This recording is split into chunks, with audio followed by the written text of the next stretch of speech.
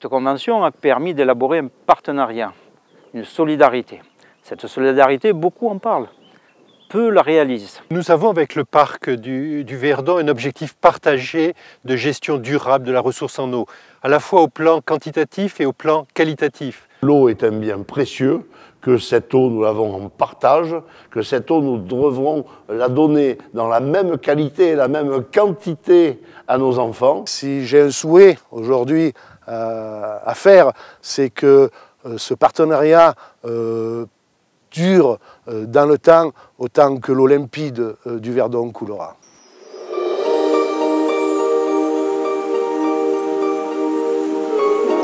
Gestion qualitative de l'eau, c'est la préservation de la ressource en eau, de sa qualité.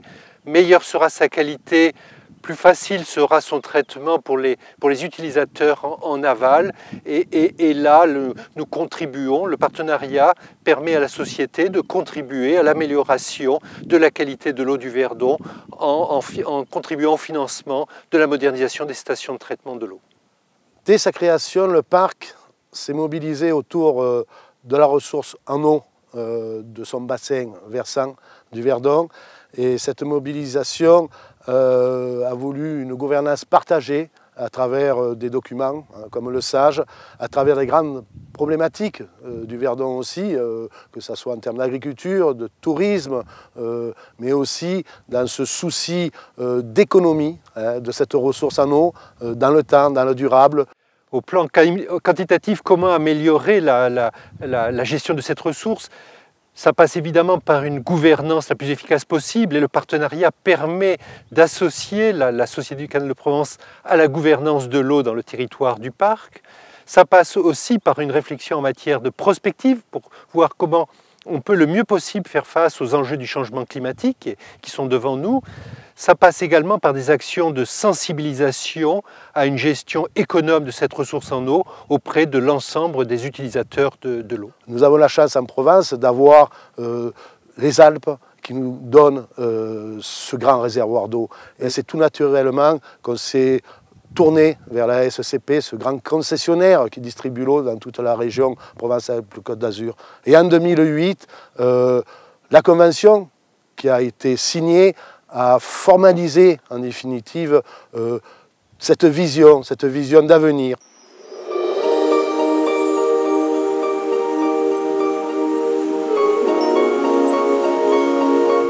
Écoutez, cet accord est très important et est considéré par tous aujourd'hui comme un partenariat très positif et très fructueux. Il a permis durant ces 6 années de mieux gérer ensemble la ressource que constitue pour les Varoises et les Varois l'eau du Verdon, de préserver la qualité de cette eau. Et c'est combien important, et aujourd'hui d'ailleurs les actions de la Société du Canal de Provence vis-à-vis des communes dans ce domaine ont apporté des résultats qui directement impactent la qualité de l'eau du Verdon. Et ce sont 1 400 000 € qui ont été consacrés. Ce bilan, pour nous et pour les petites communes de ce territoire, il est largement favorable. Ils ont permis la réalisation des stations d'épuration là où elles étaient difficiles, hein, parce que les communes n'avaient pas les budgets nécessaires pour réaliser d'aussi grandes infrastructures, au-delà de leur potentialité, mais aussi parce que ça a permis de relier un lien de ces collectivités, de ces habitants du territoire par rapport au Verdon, et de lier un lien par rapport aux utilisateurs de l'eau du canal de Provence, les habitants de la région Provence-Alpes-Côte d'Azur. Ce lien, maintenant, il est la base de cette convention, ce partenariat aval-amont, et amont-aval aussi, puisque l'amont permet de fournir de l'eau de qualité et en abondance pour desservir tous ces milieux de la région Provence-Alpes-Côte d'Azur, qui permettent aussi de soulager les nappes phréatiques littorales sur les prélèvements. Par définition, la Société du Canal de Provence et de l'aménagement de la région Provence est une société dont la notion de solidarité est dans la définition de sa création, qui aujourd'hui impacte le quotidien de près de 5 millions de personnes.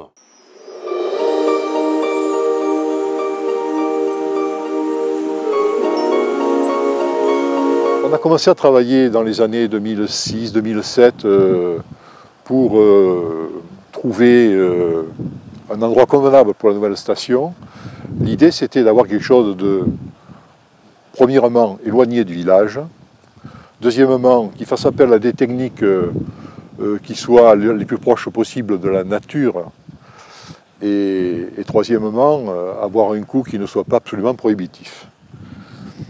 On a fait nos choix. On a décidé en 2009 de lancer ce programme. L'apport de la SCP a été déterminant dans le choix du conseil municipal. Nous nous posions beaucoup de questions. Un coût de 1 200 000 €, ce n'est pas rien pour une commune comme Esparonne-Verdon, dont le budget de fonctionnement annuel est entre 600 et 800 000 €, donc vous voyez ce que ça peut représenter. Il fallait qu'on ait des financements puissants. Et je dois dire qu'avec l'apport de la SCP, ça a été le cas. L'aide conséquente de la SCP, vraiment, c'est quelque chose de fabuleux pour nos petites communes. Il y a un avantage, en dehors de cet aspect financier, il y a un avantage important, c'est cette collaboration et met bien en avant que les communes, les élus, doivent être vraiment informés et on doit les inciter à respecter l'environnement. C'est vrai que c'est nous, notre rôle au niveau du parc, mais cette collaboration avec la SCP, puisqu'on a des intérêts communs, on va dire, les intérêts communs, c'est la qualité de l'eau. Donc ces intérêts communs, le meilleur moyen de les défendre, c'est de les défendre ensemble. Et je crois que cette convention qui a été signée, j'espère qu'il y aura une nouvelle convention triennale, ou pour 6 ans, je ne sais pas exactement, pour 6 ans, pardon, qui sera signée parce que c'est vraiment quelque chose d'important pour la défense d'un bien commun qui est l'eau.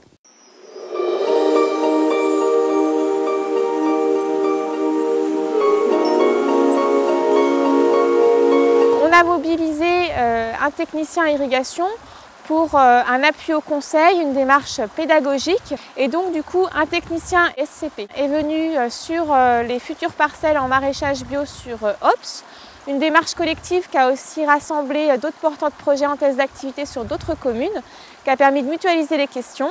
Et du coup, ils ont pu croiser le modèle de projet qu'ils avaient en tête avec l'expérience du technicien et sa connaissance du matériel. Cela a permis aux porteurs de projet de se décider pour un système d'irrigation.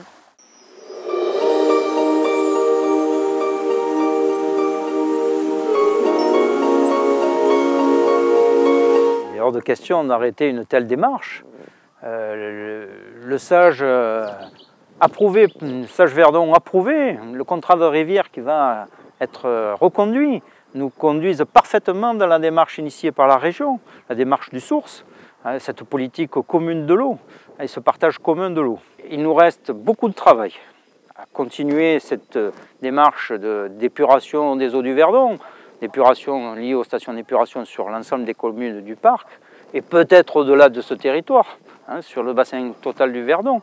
Mais aussi, on a des démarches encore plus difficiles, peut-être à préserver les ressources souterraines qui sont liées au Verdon ou à ces territoires, notamment le plateau de Valensole.